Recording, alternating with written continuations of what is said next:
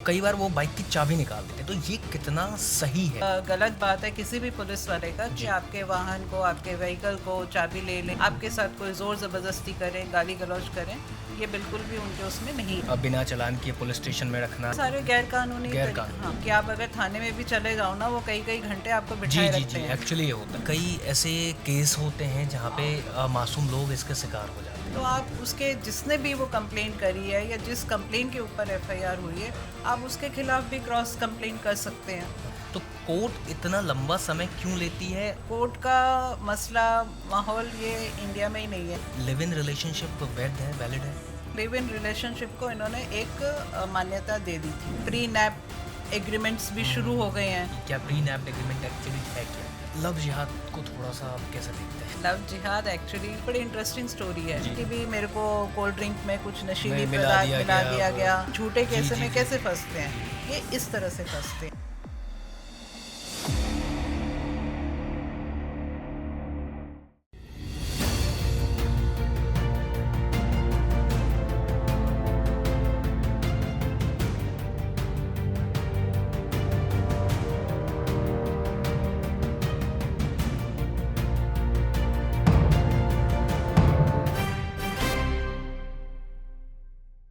जीवन में परेशानियां कभी खत्म नहीं होती। कई बार कुछ ऐसी परेशानियां जीवन में होती हैं जिससे हम बहुत परेशान होते हैं, और उन परेशानियों के साथ कई बार हमें पुलिस स्टेशन के, कोर्ट के, मतलब कई ऐसे चीज़ें हो जाती हैं जिससे हम परेशान हो जाते हैं। और जब महिलाओं की बात होती है, जब पुरुषों की बात होती है, तो बहुत सारे ऐसे टॉपिक्स होते हैं जिस पे हमें बात करना ज़रूरी होता है। तो ऐसे ही हमारे साथ सुब्रा महिंद्रा जी हैं, जिनके साथ हम ये बातचीत करेंगे कि किस तरीके से चीज़ों को हम अपने जीवन में आसान बना सकते हैं। अगर आप किसी भी चीज़ को लेके, अगर जैसे कभी पुलिस आपको परेशान करती है, कोर्ट के कई चक्कर लगाने पड़ते हैं, बहुत सारी चीज़ें होती हैं। तो उन सब चीज़ों पे आज हम मैम से बात करेंगे और जानने की कोशिश करेंगे कि किस तरीके से चीज़ों को हम अपनी ज़िंदगी में आसान बना सकते हैं। मैम, आपका बहुत-बहुत स्वागत है हमारे पॉडकास्ट लॉ एंड ऑर्डर से। धन्यवाद। मैम, सबसे पहला क्वेश्चन मेरा आपसे ये है कि कई बार चीज़ें ऐसी होती हैं कि जैसे हम गाड़ी से या बाइक से जा रहे होते हैं और पुलिस वाले वहाँ पे अपनी ड्यूटी कर रहे होते हैं, तो कई बार वो बाइक की चाबी निकाल देते हैं, तो ये कितना सही है? देखिए, सबसे पहले तो मैं ये कहना चाहूँगी कि पुलिस को कोई अधिकार नहीं है कि आपकी गाड़ी की चाबी वो ले या अपने कब्ज़े में रखे। जी। उनका सिर्फ इतना ही काम है कि अगर आपने कोई ट्रैफ़िक का वायलेशन किया है या कोई कानून तोड़ा है जो ट्रैफ़िक से रिलेटेड है, तो वो चालान कर सकते हैं। ओके। चालान के पैसे वो आपको बता देंगे कहाँ जमा कराना है, कैसे कराना है। और अगर आपने उस टाइम में ई चालान नहीं किया तो वो कोर्ट में चला जाता है और कोर्ट से आप उसको चालान को आप पूरा कर सकते हो, या जो भी है उसमें अगर कोई फ़ाइन वगैरह है वो कोर्ट का अधिकार है, पुलिस का नहीं है। और आज की तारीख में आप लोगों को मालूम भी होगा कि जगह जगह पे कोर्ट जो है, ये जो लीगल सर्विसेज अथॉरिटीज़ हैं, जी। वो लोग एक क्या बोलते हैं उसको, लोक अदालत लोक अदालत लोक जो अदालत होती है। जी, ऑर्गेनाइज जी। करती है जी। कि जिसमें आपके पेंडिंग जो चालान्स हैं वो आप वहाँ जाके कोर्ट में उस लोक अदालत में पेश होके जी। आप अपना उसको सेटल करा सकते हो।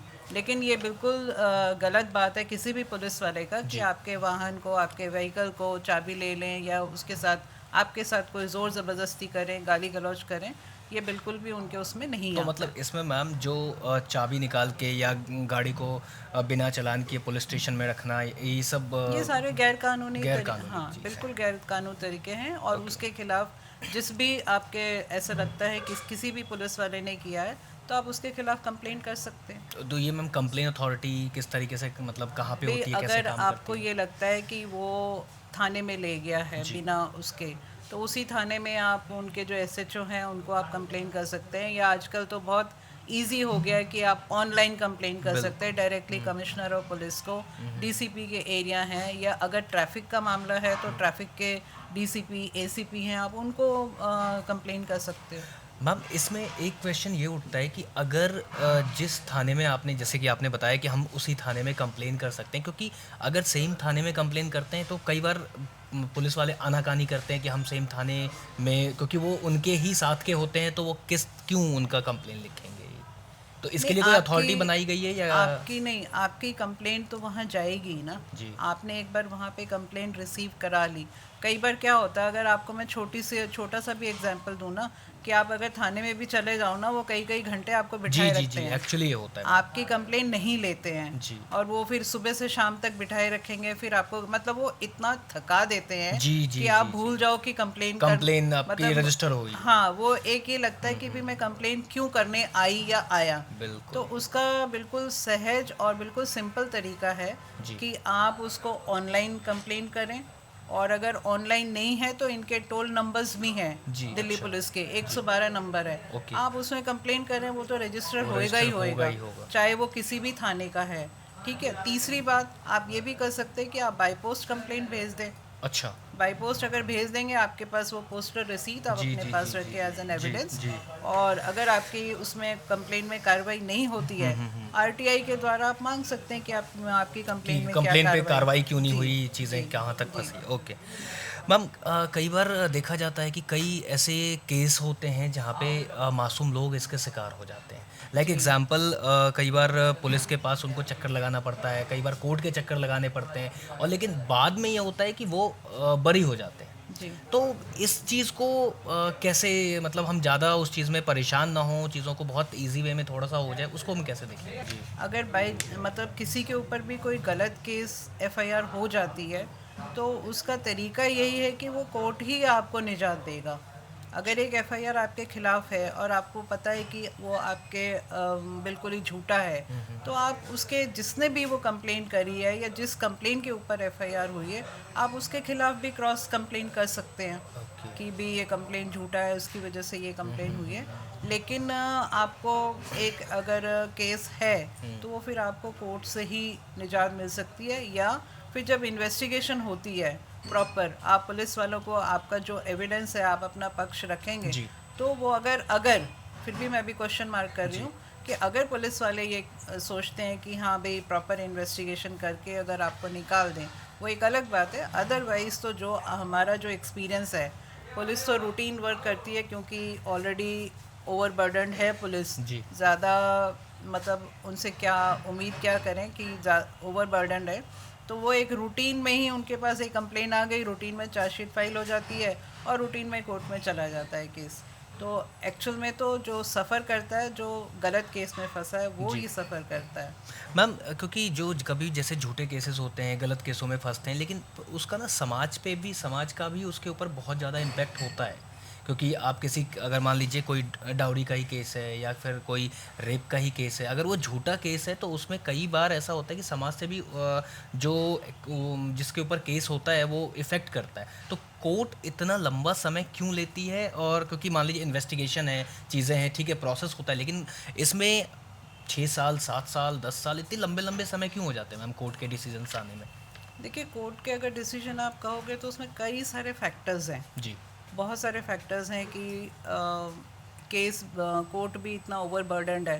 जी, एक एक कोर्ट में इतने 40-40 मैटर्स डेली लगे होते हैं, और प्रॉपर स्टाफ नहीं है, पीपी नहीं है, और पुलिस जैसे मैंने कहा कि ओवरबर्डन्ड है, इन्वेस्टिगेशन प्रॉपरली नहीं जी, जी, होता जी, है। जी, जी। तो इसीलिए ये केसेस टाइम लेते हैं। प्रॉपर ओके, लैक ऑफ क्या बोलते हैं, फैसिलिटीज़ जो फैसिलिटीज़ हैं, एंड ऑल। तो वो नहीं है। और वो सरकार का काम है। अगर उस सरकार पूरी एज़ पर पॉपुलेशन, अगर सरकार हमारे को प्रॉपर कोर्ट रूम, प्रॉपर जजेस, प्रॉपर पब्लिक प्रोसिक्यूटर्स और प्रॉपर पुलिस पुलिस, अगर हमें दे दे, तो मुझे नहीं लगता है कि यहाँ पे इतनी प्रॉब्लम आएगी, मतलब या उसके पीछे बहुत सारे बहुत फैक्टर्स सारे फैक्टर्स हैं। हैं। ओके, और कोर्ट का मसला, माहौल ये इंडिया में ही नहीं है, मेरे ख्याल से all over India, all over world world है वो। का कोर्ट का यही प्रॉब्लम है कि टाइम लगता है, लेकिन यहाँ कुछ ज़्यादा लगता है, ये है। मैम एक क्वेश्चन और है कि क्या भारत के अंदर लिव इन रिलेशनशिप वैध है, वैलिड है? अ, पहले तो नहीं था, जी, लेकिन एक एक्ट आया था, डोमेस्टिक वायलेंस एक्ट करके, जी, वो 2005 में आया था। जी जी। उसमें था कि लिव इन रिलेशनशिप को इन्होंने एक मान्यता दे दी थी कि आप बहुत दिनों से अगर साथ में रह रहे हो तो you will be treated as wife and husband. Wife and husband. हाँ, तो वहाँ पे एक ये मान्यता दे दी गई थी। उससे हुआ क्या कि कुछ मैटर्स सुप्रीम कोर्ट में गए कि लिव इन रिलेशनशिप जी में जी हैं जी। और कुछ आपस में उनके डिस्प्यूट्स अराइज हो गए। तो फिर फाइनली सुप्रीम कोर्ट ने यही बोला है कि वो लिव इन रिलेशनशिप जो कई सालों से ये लोग as a wife and husband रह रहे हैं तो वो डीवी एक्ट में वही होगा और as a wife and husband जो भी इनके बेनिफिट्स हैं या जो भी इनको लॉ प्रोटेक्शन देता है वो उनको मिलेगा। जी। लेकिन लिव इन रिलेशनशिप तो आजकल बहुत ज़्यादा कॉमन हो गया। कॉमन जी। अभी बहुत ज़्यादा तो नहीं है, लेकिन जो नहीं था कॉन्सेप्ट एक वो नया कॉन्सेप्ट आ भी गया है। एंड प्री नैप एग्रीमेंट्स भी शुरू हो गए हैं। अच्छा। तो वो भी है, हम लोग भी देखते हैं कि जो आजकल यंग बच्चे हैं, लड़के खासकर, वो उनको लगता है कि भी हम झूठे डाउरी केसेस में फंसा दिए जाएंगे या हमारा फिर क्या होगा, तो वो प्री नैप एग्रीमेंट वो बना लेते हैं। एंड मेरे हिसाब से वो कुछ हद तक सही भी है, क्योंकि अगर हम डाउरी एक्ट को देखें तो उसमें भी यही था कि भी जो भी आप सामान दे रहे हैं ले रहे हैं तो वो एक लिस्ट बनेगी। जी जी जी। लीगली लिस्ट बनेगी और दोनों पार्टीज के साइन होंगे। तो वो अगर लिस्ट प्रॉपर जो उस दिन बना है वो एग्जैगरेट नहीं होता है ना, तो वो लिस्ट बना है, दोनों पार्टीज के साइन है, दोनों मुकर नहीं सकते। लेकिन होता क्या है, जब हम शादी करने जाते हैं तो यार अभी से अगर हम कानूनबाजी करेंगे, लिस्ट बनता ही नहीं है और किसी भी पार्टी के सिग्नेचर उसमें नहीं होता है। जी जी। फिर होता है क्या, जब डिस्प्यूट अराइज हो गया तो लड़की जो लिस्ट लेके आएगी वो 70 लाख 1 करोड़ का, जो कभी उस शादी में लगा ही नहीं, दिया ही नहीं। जी। हाँ, और लड़का कहेगा शादी में कुछ लगा ही नहीं। नहीं। तो वो बड़ा इनडिफरेंस इम्बैलेंस सा हो जाता है। तो मेरे हिसाब से प्री नैप एग्रीमेंट भी सही है, और एक वो जो लिस्ट की जो कानून में बोला गया, अगर लोग, आज मैं आपके पॉडकास्ट से मैं लोगों से कहना चाहूँगी कि आप इस जो list of agreement, list of articles जो आप देते हैं या लेते हैं, आप उसका अगर लिस्ट बना लें, साइन करा लें, तो दोनों पार्टीज़ के लिए अच्छा है फ्यूचर के लिए, कि इनकेस अगर कोई डिस्प्यूट अराइज होता है तो। मैम, अभी आपने जिक्र किया प्री नैप्ड एग्रीमेंट का, तो मैं दर्शकों को थोड़ा सा अगर 2 शब्दों में अगर आप उसको एलोबरेट कर पाएँ कि क्या प्री नैप्ड एग्रीमेंट एक्चुअली है क्या? ये इंडिया में तो बिल्कुल भी पॉपुलर नहीं है जी। और इंडिया में लीगल वैलिडिटी भी नहीं है। ओके। लेकिन ये होता है कि भी आप शादी से पहले जी। एक दूसरे को कुछ शर्तें रखना चाहते हो, कुछ अपने बारे में बताना चाहते हो। मान लीजिए कि मेरी शादी पहले हो चुकी है, मैं डाइवोर्सी हूँ, ठीक है। वो एक मैं लिख देती हूँ कि भी मैं डाइवोर्सी हूँ, मेरी शादी पहले, मेरे को इस साल में डाइवोर्स मिला है। जी। क्योंकि कई बार जब बाद में होता है तो बताने के बाद भी लोग उस बात को इशू बनाते हैं, लड़ते हैं कि वो मैं भाई, बताया नहीं गया हाँ पहले, बताया नहीं, मेरे से फ्रॉडली शादी करी फ्रॉडली गई है। शादी। ठीक है, शादी में भी इतना खर्चा होगा, हम इस तरह से खर्चा करेंगे, या डाउरी लेस मैरिज होगी। जी जी जी। ठीक है ना। अब वो डाउरी लेस मैरिज होगी अगर हमने नहीं लिखा तो वो ऑलरेडी ये एज्यूम किया जाता है जी, कि जी, जी। इंडियन शादी बिना डाउरी के नहीं होती है। नहीं होती है। ठीक है, हाँ तो वो जी। कितने की है, क्या है, वो सारे डिस्प्यूट्स बाद में राइज होते हैं। तो प्री नैप एग्रीमेंट का मतलब भी यही है कि मेरी इनकम कितनी है, आपकी इनकम कितनी है, जो आपके डिटेल्स हैं आपने उस एग्रीमेंट में डाल दिया, और शादी के बाद आप रहोगे कहाँ, वो सारी चीज़ें, मतलब दो व्यक्ति जब एक दूसरे के साथ रहना या शादी के बंधन में बंधना चाहते हैं, जी, जी। वो जो भी अपनी आशंका है, जो भी है, वो एग्रीमेंट में लिखाना चाहते हैं और उसी तरह से वो आगे व्यतीत करना चाहते हैं। ये है pre nap agreement. Ma'am, is pre marital sex legal in India? Pre marital sex जब तक कोई कंप्लेन ना हो तब तक लीगल? अगर मतलब ऐसा कोई कानून इस पे? नहीं, अगर तो एक एडल्ट लड़की और एक लड़का जी। अगर वो शादी से पहले सेक्स करते हैं तो किसी को क्या पता चलता है, या ऐसा कुछ है भी नहीं, कुछ है नहीं जब तक कंप्लेन नहीं होती। जब तक कंप्लेन नहीं होती है। ओके। और कंप्लेन भी लड़की की तरफ से, लड़के की तरफ से कोई सुनवाई नहीं कोई है। सुनवाई ही नहीं नहीं है। मैम, लव जिहाद को थोड़ा सा आप कैसे देखते हैं? थोड़ा सा टॉपिक ये थोड़ा लव जिहाद एक्चुअली मुझे ये लगता है कि इसकी जो शुरुआत हुई है ना, बड़ी इंटरेस्टिंग स्टोरी है। जी। लव जिहाद ऐसे लगता है कि कोई हिंदू मुस्लिम जी जी जी होगा, जी एक्चुअली। बट ये ऐसा है नहीं। ओके ये सबसे पहला जो कॉन्सेप्ट आया है ये केरला से आया। केरला में मुझे नहीं पता कितना वो सही है, जो जी भी जी जी हमने जी जी न्यूज़पेपर में जी। पढ़ा है, उसमें ये है कि वहाँ पे क्रिश्चियन लड़कियों को मुस्लिम लड़कों ने बहला फुसला के कन्वर्जन शुरू कर दिया या शादी कर दी, इस तरह से इंटर ओके रिलीजन शादी शुरू हो गई। तो ओके। वहाँ से ये प्रॉब्लम आई कि भाई लड़कियों को ये लोग बहला फुसला के कन्वर्ट कर रहे हैं, तो ये टर्म वहाँ से आया। और वो टर्म यहाँ आते आते नॉर्थ में ऐसा इशू हो गया है जी। कि ऐसा लगता है जैसे वो यूपी या हरियाणा से शुरू हुआ है, जबकि एक्चुअली। ये केरला से हुआ है। और ओके। लव जिहाद तो पता नहीं, मुझे एज ए पर्सनल मुझे नॉलेज नहीं है कि कितने केसेस कन्वर्टेड या धोखे से हुए हैं। जो न्यूज़पेपर में आते हैं वो हम भी पढ़ लेते हैं।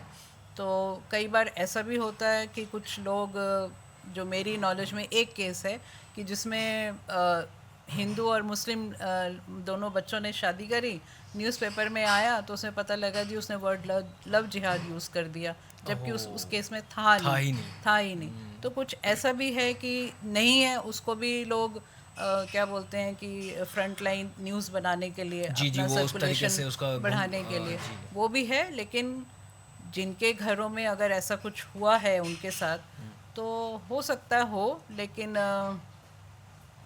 लव जिहाद एक बड़ा अजीब सा ही वर्ड है या टर्म है। मैम एक स्टोरी हाँ। मेरे जहन में अभी आई है। वो स्टोरी ये थी कि एक लड़की घर से भागती है।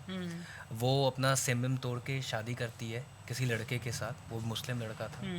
और उसके बाद वो दोनों यहाँ पे सेटल होने का सोचते हैं। शादी तक बात पहुँचते पहुँचते उसके घर वालों को पता लग जाता है, लड़की को उठा के ले जाते हैं। लड़के के खिलाफ कंप्लेन होती है क्योंकि पता लग जाता है कि लड़का ऐसा मतलब यहाँ पे है, इस जगह पे लोकेशन ट्रैक करके पता लग जाता है। लड़के को उठा के पुलिस थाने में जेल में बंद करती है। लड़की वहाँ पे पुलिस स्टेशन में जाके फैमिली प्रेशर की वजह से मुकर जाती है। तो मैम क्या इस तरीके के केसेस के लिए कि लड़कियों के ऊपर कोई कानून, जैसे ये एक तरीके का झूठ, क्योंकि एक फरेबी हुआ तो आप पहले कमिटमेंट करते हैं, प्रॉमिस करते हैं, फिर आप मुकर जाते हैं, तो इस पे मैम क्या कहना है? भी लड़कियों का झूठ बोलना, वो तो अगर कोर्ट में बोले तो समझ में आता है। अब जो प्रेशर की बात कर रहे हो वो बिल्कुल प्रेशर होता है। जी इसी से रिलेटेड मैं एक चीज़ और भी बताना जी। चाहूँगी कि बच्चों के लिए एक स्पेशल लॉ बना है, और वो भी 2012 में ही आया है। अच्छा। निर्भया निर्भया जो- के केस का। हाँ, अच्छा। उससे पहले ही आ गया था, निर्भया कांड बाद में हुआ। तो पहले हमारे यहाँ पे एक आईपीसी लॉ होती थी, जो अब अमेंड करके नया वो हो गया। तो आईपीसी में दो ही सेक्शंस थे, 375, 376 एंड जी जी जी 377। जी। बच्चों के लिए स्पेशल कोई कानून था नहीं। तो अब बच्चों को उन्होंने डिवाइड कर दिया कि 18 से ऊपर के जो होंगे वो अडल्ट होंगे, 18 से नीचे बच्चे होंगे। ठीक है। और बच्चों की कंसेंट कोई मायने ही नहीं रखती है। तो जो 14, 15, 16, 17 ईयर्स के जो बच्चे हैं, लड़कियां, वो क्या होता है कि ये एज जो टीनेजर जो जी। एज होती है, और ये बड़ी नासमझ वाली होती है, बिल्कुल बिल्कुल। डेंजरस भी जी। होती है। तो ये बच्चे नासमझी में, लड़की 16 साल की है, लड़का 18 साल का है, ठीक है, दोनों घर से भाग जाते हैं ठीक कि है। भी हमें शादी करनी है। ठीक है। फिर जैसे आपने बताया कि ट्रेस आउट हो जी गया, जी पता जी लग जी। गया लोकेशन कहाँ है, बिल्कुल। उन्होंने दोनों को ट्रेस आउट कर लिया। ट्रेस आउट करने के बाद लड़की को वो अपने घर ले गए, क्योंकि अभी वो नाबालिग है, नाबालिग है। ठीक है। लड़की के साथ मार पिटाई भी होती है बिल्कुल। कि भाई तुमने ऐसा कदम उठाया, भाई फैमिली का रेपुटेशन ख़राब कर बिल्कुल दिया, बिल्कुल। ये सब बहुत सारी चीज़ें होती है। और अगर उससे लड़की ना दबी, कई होते हैं ना लड़कियां जो नहीं दबती हैं, तो वो फिर इमोशनल कार्ड हो जाता है कि माँ मर जाएगी, बाप मर जाएगा, हाँ। दो बहनें हैं, उनकी शादी कौन करेगा, वो जो सारा इमोशनल प्रेशर होता है। तो लड़कियां दबी जाती हैं। 16 साल की अगर वो बच्ची है तो फिर उनके पास हाँ, वो वो इमोशनल दबी जाती है।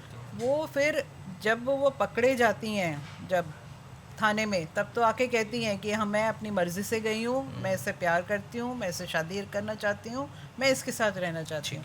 जैसे ही वो बच्चा पेरेंट्स के हाथ में जाता है, हैंड ओवर होता है, वो नेक्स्ट डे बिल्कुल सारी वो स्टोरी गई।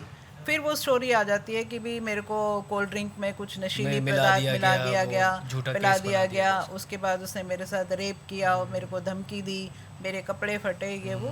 तो वो जो 18 साल का लड़का है, आप अब ये सोचो, जो अभी आप कह रहे थे ना झूठे केस में कैसे फंसते हैं, ये इस तरह से फंसते हैं।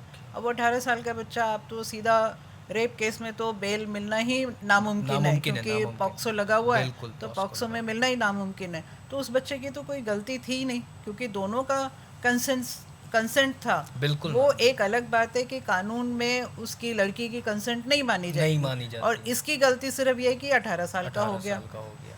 तो इस तरह से ये जो केसेस आप जो कह रहे हैं ना, वो इस तरह के केसेस हैं। और ये तो बच्चों का हो गया। जी। अब मैं आती हूँ promise to marry. Promise to marry. जी, जी। प्रॉमिस टू मैरी आईपीसी में कहीं पे भी नहीं है, डिफाइन नहीं किया गया है। लेकिन ये एक जजमेंट के थ्रू आया था ये, कि अगर आपने शादी का झांसा दे के उससे आप फिजिकल रिलेशन बना रहे हो, शादी नहीं कर रहे हो, तो that will amount to rape, rape हो जाएगा। अब नया जो आईपीसी की जी। जगह जो नया है, उसमें ये है, अच्छा। ग्राउंड है रेप का, वो इंक्लूड किया सरकार ने।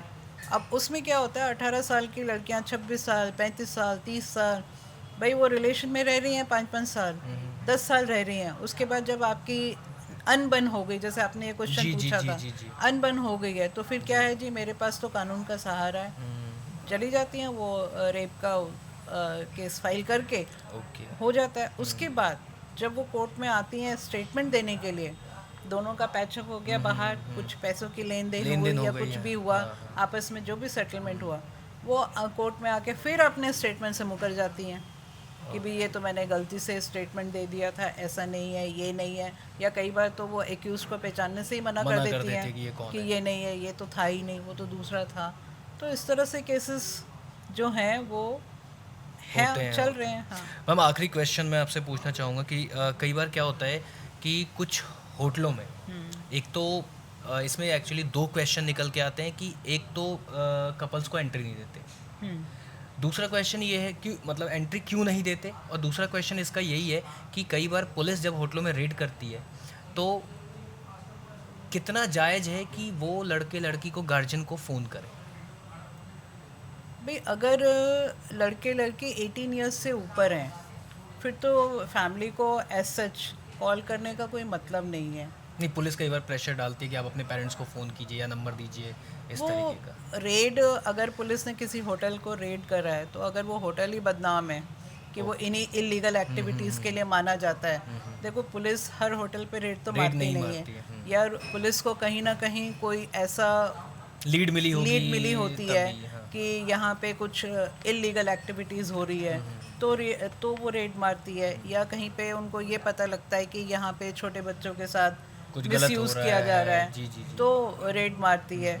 और रेड मारने के बाद भी अगर 2 अडल्ट कुछ भी कर रहे हैं, तो उसमें पुलिस का तो कोई वो मतलब नहीं मेन है। ये है कि आपको बालिग होना होना है, है, और हाँ। आपने होटल में चीज़ें मतलब आपका आईडी आई कार्ड कार्ड दी दिया हुई। हुआ है, बिल्कुल। जी। कि नहीं तो फिर वो होटल के ऊपर भी बात आती है ना, कि आपने बिना प्रॉपर वेरिफिकेशन किए आपने कैसे रखा है। दैट मीन्स उसका मतलब ही है कि आप कुछ इलीगल एक्टिविटीज़ कर रहे हो। एक्टिविटीज़ कर। अगर प्रॉपरली आपने का वो दे रखा है अपना आधार कार्ड, जो भी वो मांगते हैं वेरिफिकेशन के लिए, फिर तो पुलिस का ये तो मॉरल पुलिसिंग हो गई ना मॉरल हमारे हो यहाँ। गया वो। जी, जी, तो वो जी, मॉरल पुलिसिंग की तो कोई लॉ में जगह ही नहीं है। वो ठीक है, सोसाइटी के हिसाब से है। ठीक है। तो आपने देखा कि किस तरीके से केसेस होते हैं और किस तरीके से हम अपना बचाव कर सकते हैं। तो मैम ने सारी चीज़ें हर पॉइंट पे अपना काफ़ी अच्छा विश्लेषण दिया है, काफ़ी अच्छी चीज़ें बताई हैं। हम आगे भी ऐसे पॉडकास्ट करते रहेंगे। आप अपना प्यार हमेशा बनाए रखें और कमेंट करके ज़रूर बताएं कि हमारा पॉडकास्ट आपको कैसा लगा। शुक्रिया।